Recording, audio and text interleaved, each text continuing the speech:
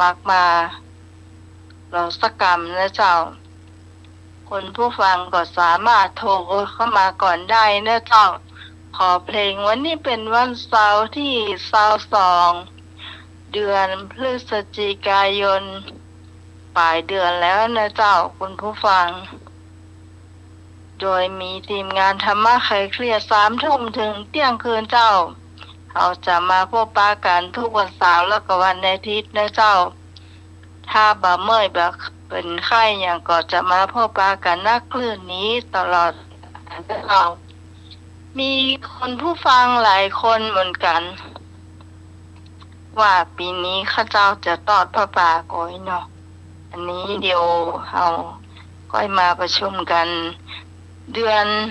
หน้าก็แล้วกันนะเจ้าตอนนี้ยังบ่เตือบ่ตาเตืออันนี้น่าจะมีอยู่แต่ว่าขอเลื่อนไปก่อนนี่เนาะเลื่อนไปเดือนต่อไปนี่เนาะ